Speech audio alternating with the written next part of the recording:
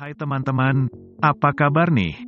Semoga teman beserta keluarga sehat dan dijauhkan dari COVID-19 ini. Kali ini saya akan membahas salah satu film berjudul The Bad Batch 2017. Film ini bercerita tentang sebuah penjara berkonsep terbuka yang hanya dibatasi dengan pagar tinggi, di luar kota Texas. Di mana para tahanan bertahan hidup dengan caranya masing-masing tanpa adanya hukum dan perlindungan. Tanpa berlama-lama lagi, yuk kita simak alurnya.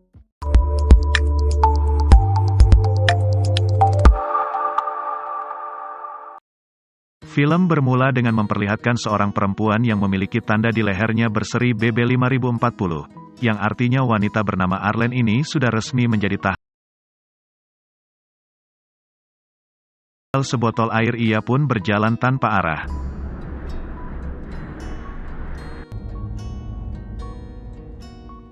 Tanpa sengaja ia melihat sebuah mobil yang terparkir dengan kondisi kerusakan yang cukup parah. Namun sayangnya, mobil itu sama sekali tidak bisa digunakan. Di mobil tersebut Arlen hanya sibuk berdandan dan melihat foto kenangan bersama kekasihnya. Tak lama Arlen melihat di spion ada sebuah mobil golf yang datang mendekat. Saat itu juga, Arlen langsung berlari sekencang mungkin dari kejaran orang misterius tersebut, dan tak lama Arlen pun tertangkap. Dan saat tersadar ia sudah berada di sebuah base camp dan dalam posisi dirantai. Tak lama datang seorang perempuan yang langsung menyuntik tangan Arlen. Lalu wanita itu memotong tangan kiri dan kaki kiri Arlen. Melihat hal tersebut Arlen pun kembali tak sadarkan diri. Sambil membawa satu tangan dan satu kaki Arlen, wanita itu pun bersiap untuk memasaknya untuk jadi santapan makan malamnya. Ya, sudah jelas Arlen baru saja diculik oleh komplotan tahanan di wilayah ini yang dimana mereka bertahan hidup dengan cara memakan daging tahanan lainnya. Dan sebagian besar targetnya adalah tahanan baru.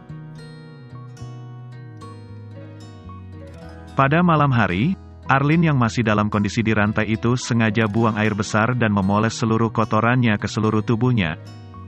Dan keesokan paginya cara itu berhasil. Melihat tubuh Arlen, wanita itu merasa jijik sampai-sampai ia pun bergegas untuk memandikan Arlen. Pada kesempatan itulah Arlen diam-diam mengambil sebuah linggis yang tentunya akan ia siapkan untuk menyerang wanita itu.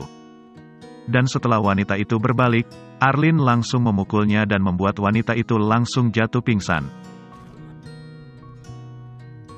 Kemudian Arlen memanfaatkan kesempatan itu untuk kabur. Ia pun menyeret tubuhnya secepat mungkin sambil sembunyi-sembunyi dari komplotan itu. Arlen yang terlihat sudah lelah itu tidak sengaja melihat papan skateboard yang lagi nganggur. Papan skateboard tersebut langsung ia gunakan untuk membantunya bergerak cepat serta kabur dari base camp itu. Setelah menempuh jarak yang sudah jauh, terlihat Arlen sudah sangat lelah dan mulai dehidrasi parah akibat terkena paparan sinar matahari. Beruntung tidak lama setelahnya, datanglah seseorang yang sedang mendorong sebuah keranjang dan orang tersebut pun langsung membawa Arlen di atas keranjangnya. Terlihat perjalanan mereka cukup jauh dari tempat Arlen ditemukan. Orang ini ternyata membawa Arlen ke sebuah tempat yang sudah dimaksud oleh kertas brosur yang Arlen temukan kemarin. Yaitu tempat spesial bernama The Campport. Setelah tiba di sana, Arlen pun disambut oleh para penjaga pintu masuk dari tempat itu. Sedangkan pria misterius yang menolongnya malah langsung pergi begitu saja. 6 bulan kemudian, Arlen yang tadinya berantakan kini sudah terlihat jauh lebih baik karena ia mulai memiliki penghasilan dari membantu warga The Campport yang sedang sibuk berdagang. The Campport ini adalah pemukiman bagi para tahanan yang tetap ingin merasa hidup walaupun mereka sedang ditahan karena berbagai kasus. Scene berpindah pada tempat yang berbeda, di mana terlihat salah satu pria berbadan kekar yang benar-benar terlihat sangar dan menyeramkan. Usut punya usut, ternyata pria ini adalah pemimpin dari sebuah base camp kanibal yang sempat menyekap Arlen. Namun meskipun wajahnya sangar, pria berjuluk Miami Man sangat sayang ke anaknya dan bahkan ia juga ahli dalam melukis.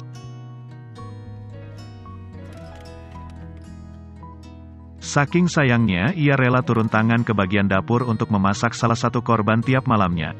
Pokoknya di basecamp yang satu ini para tahanan baru, terasa sudah seperti hewan ternak yang dimana daging mereka selalu dijadikan santapan. Singkat cerita, hari pun sudah berganti lagi dan Arlin sudah bisa membeli penopang kaki khusus dan juga sebuah pistol yang memang tersedia di komplek The Campport. Berbekal pistol yang sudah ia beli itulah Arlin pun memutuskan untuk berlatih menembak dan langsung pergi ke area terbuka di luar The Campport. Pada waktu yang sama, di tempat yang berbeda terlihat anak dari Miami Man yang bernama Honey, lagi bersiap-siap untuk pergi bersama pengasuhnya ke sebuah tempat pembuangan sampah untuk mencari barang-barang yang masih bisa digunakan. Dan ternyata tempat pembuangan itu cukup dekat dengan The Campport. Pada saat tengah latihan, Arlin tak sengaja melihat sebuah kendaraan yang digunakan ketika ia dibegal kemarin. Tanpa rasa ragu sama sekali, Arlin berjalan ke tempat pembuangan itu dan ia mendapati pengasuh dan anak Miami Man.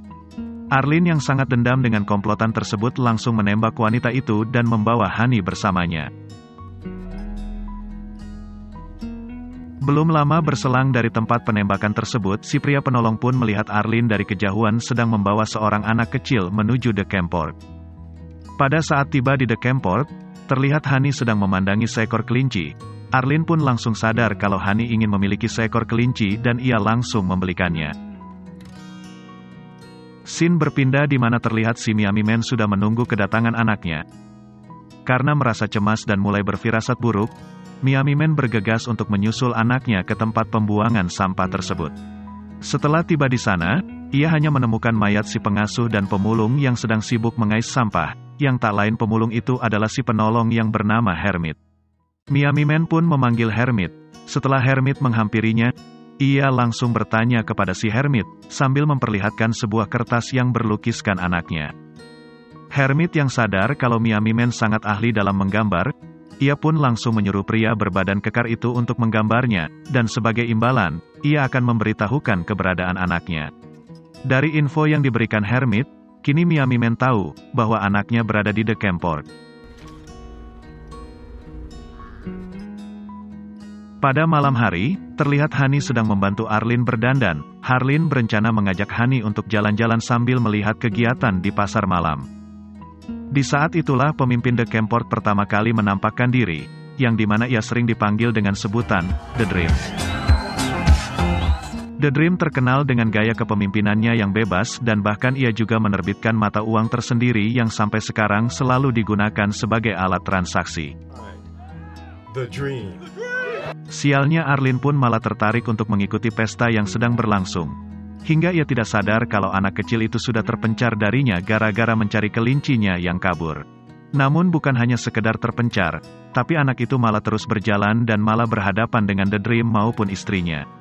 Melihat hal itu, Honey langsung dibawa masuk ke rumahnya si The Dream, tanpa diketahui sama sekali oleh Arlin yang lagi pesta. Setelah pesta usai, Arlin yang dalam keadaan mabuk berat keluar komplek The Campport untuk cari angin dan menikmati pemandangan langit. Dan pada saat Arlin terbangun dari tidur lelapnya, di mana ia baru menyadari bahwa ia sedang berada di wilayah terbuka. Pada titik ini ia juga sadar kalau penopang kakinya sudah diambil oleh si Miami Man yang ternyata sudah cukup lama mengawasinya. Miami Man pun langsung menanyakan keberadaan anaknya kepada Arlin, yang dimana Arlin menyangkal kalau ia tidak pernah melihat anak itu. Mendengar hal tersebut Arlin pun langsung ditugaskan oleh Miami Man untuk mencari anaknya di wilayah The Campport dalam keadaan hidup-hidup. Dan apabila tidak bisa ditemukan atau nyawa anaknya tidak hidup lagi maka nyawa Arlin yang akan menjadi taruhannya. Tak lama dari tempat itu mereka malah dihampiri oleh seseorang yang terlihat sedang membawa sesuatu. Ternyata orang ini ingin menawarkan barter kepada Miami Man. Ia ingin menukar satu jerigen bensin dengan Arlin sebagai santapan dari kelompok mereka. Miami Man pun menyetujui kegiatan barter itu. Namun itu semua ternyata cuma akal-akalan dari Miami Man. Ketika pria itu berbalik sambil menggendong Arlin, seketika Miami Man pun langsung membantai pria tersebut dengan 2 lemparan senjata tajam. Sehingga membuat pria itu tewas.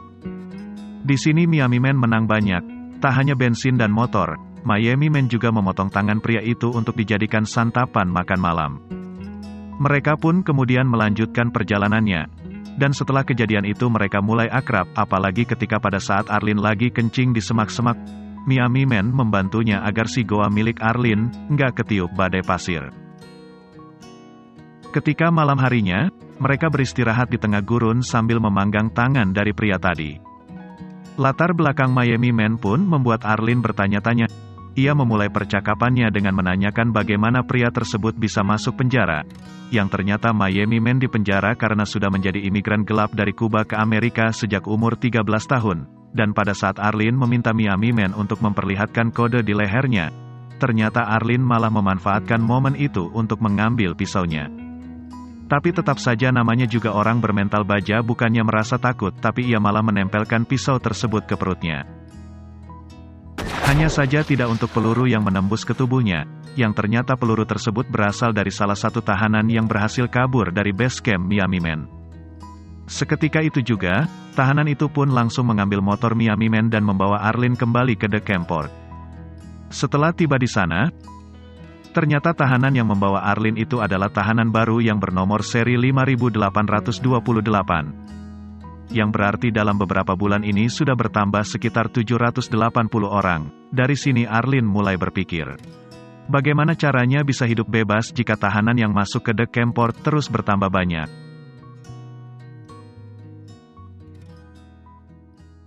Keesokan harinya Hermit tidak sengaja melihat Miami Man yang sedang terkapar, dan ia pun lagi-lagi berniat untuk menolongnya. Hermit memulai memburu seekor burung gagak untuk dijadikan makanan dan memulai mengobati luka Miami Man.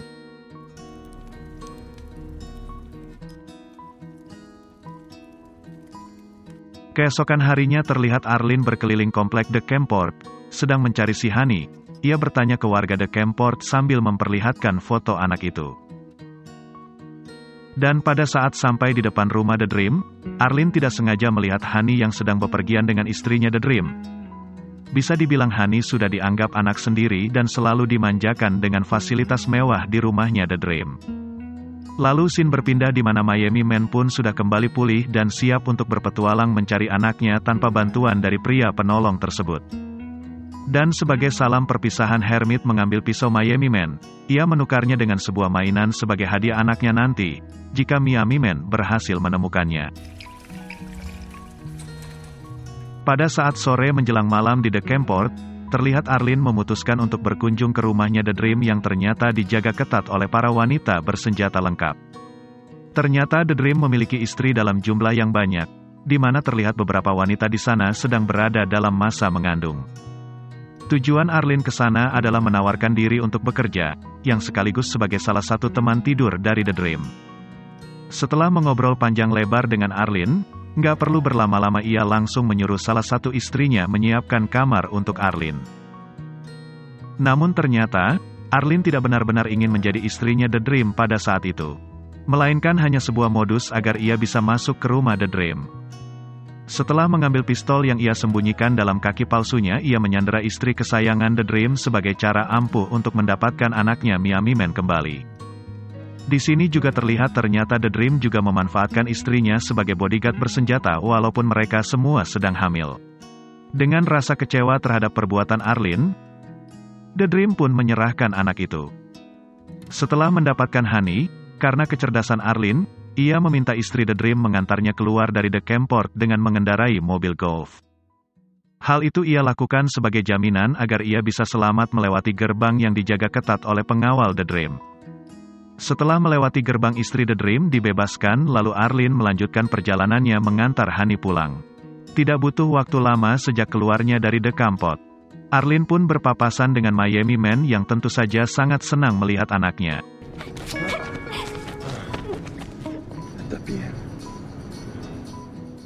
Arlene juga memutuskan untuk ikut dengan Miami Man dan menjadi anggota komplotan Miami Man. Awalnya Miami Man tidak setuju. Namun karena paksaan dan kasihan kepada Arlene karena ia tidak bisa kembali lagi di The Campport, ia pun setuju. Honey yang sedang lapar tiba-tiba minta spaghetti kepada Miami Man, karena semenjak berada di sana ia selalu disuguhkan sepiring spaghetti, sedangkan Miami Man sendiri nggak punya apa-apa pada saat ini. Terkecuali seekor kelinci yang diberikan oleh Arlene kepada anaknya. Dan akhirnya mereka bertiga terlihat menyantap kelinci itu meski harus diiringi dengan tangisan dari Hani, karena nasib kelinci kesayangannya berakhir di atas api. Dan film pun berakhir. Sebagai penutup, di film tersebut mungkin teman-teman tidak sadar bahwa The Hermit, sosok pria tua penolong itu diperankan oleh Jim Carrey, aktor yang dikenal dengan banyak film bergenre komedi. Berkat aktingnya di film ini, lagi-lagi ia mendapat pujian dari beberapa orang ternama di dunia perfilman. Cukup sekian alur cerita film dari channel yang biasa-biasa saja ini. Jangan lupa subscribe ya. Terima kasih dan sampai jumpa di alur film lainnya.